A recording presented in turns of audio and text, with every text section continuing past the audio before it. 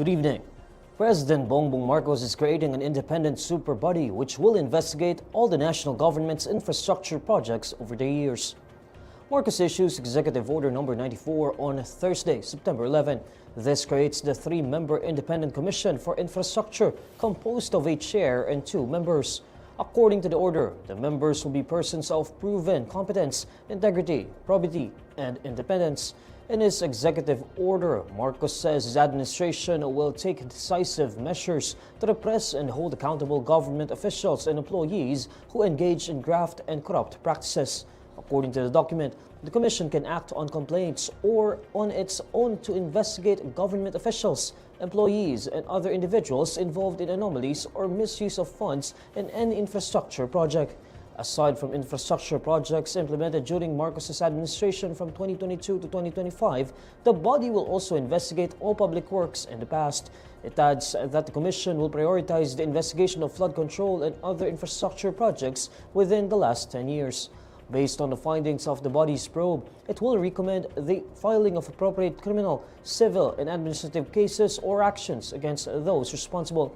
The body can also issue subpoenas for the attendance of witnesses and production of documents necessary for its fact-finding and investigation activities.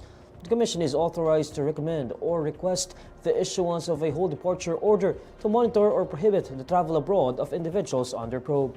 Pending investigation, it may also recommend or request the freezing or seizure of assets, funds, deposits, and properties believed to be connected to anomalous projects. The Commission on Elections issues a show-cause order against the president of Center Waste Construction after he donated to Senator Chis Escudero during the 2022 elections.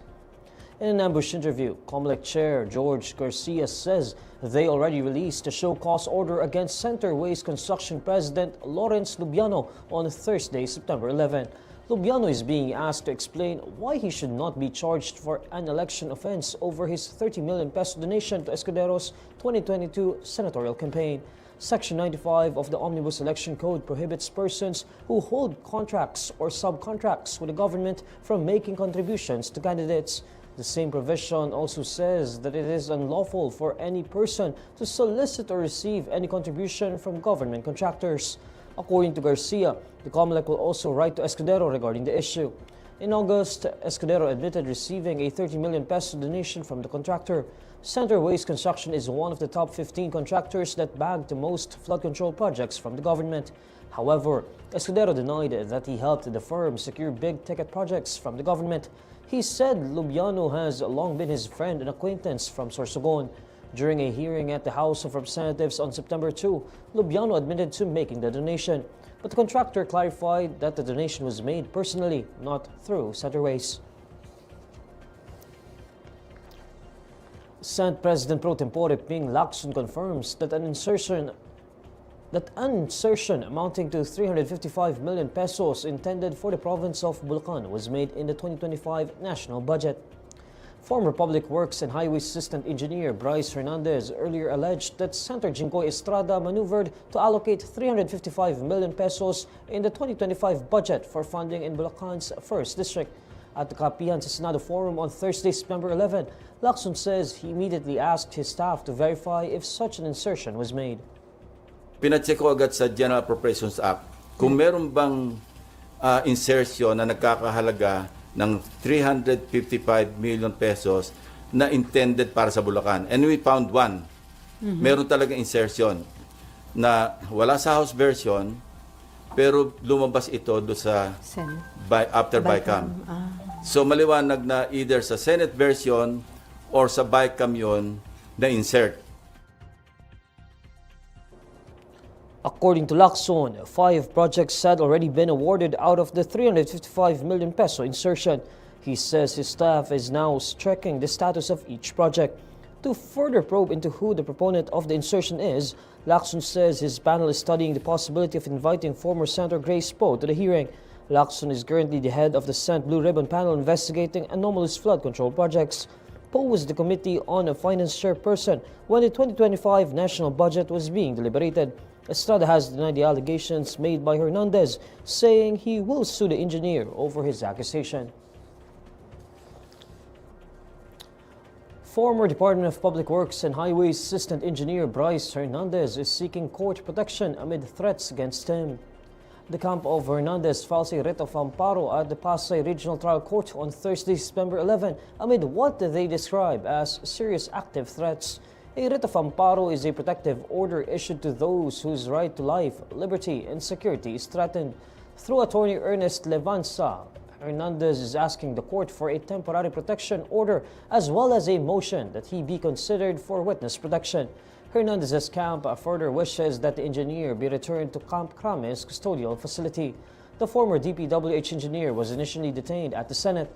The upper chamber held Hernandez in contempt on Monday, September 8, for denying his alleged ownership of a fake license that was being used in casinos. Hernandez was later moved to the Camp Crame facility after facing the House of Representatives and saying he feared for his safety. In the House committee hearing on Tuesday, September 9, he alleged that Senator Joel Villanueva and Senator Jinggoy Estrada have links to the anomalous flood control projects that are under investigation. Both senators have denied the allegations made by Hernandez. The Senate then decided on September 10 that Hernandez should be transferred from Camp Crame to the Pasay City Jail. Hernandez faced both the Senate and the House due to his alleged involvement in ghost projects in his district. The Philippines is protesting China's plan to establish a nature reserve in Scarborough Shoal in the West Philippine Sea. In a statement on Thursday, September 11, the Department of Foreign Affairs says it will formally file a diplomatic protest against China's establishment of the so-called Huangyan Island National Nature Reserve in Scarborough Shoal. The DFA describes China's plan as legitimate and unlawful for infringing upon the Philippines' rights. Scarborough Shoal is locally known as Bajo de Masinloc or Panatag Shoal. According to the DFA, the Philippines has sovereignty and jurisdiction over Bajo de Masinloc, which has long been a part of its territory. The DFA asserts that the Philippines has exclusive authority to establish environmental protection areas over its territory and relevant maritime zones.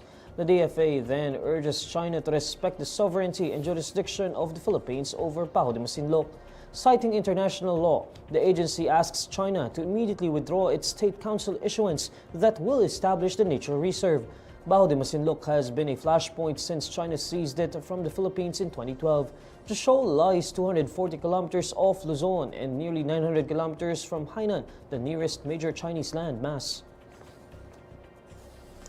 And these are the stories you need to know today. I'm Neil Mercado. Follow INQUIRER.net on Facebook, X, YouTube, TikTok, Instagram, and Reddit. For more stories, visit INQUIRER.net. Good evening.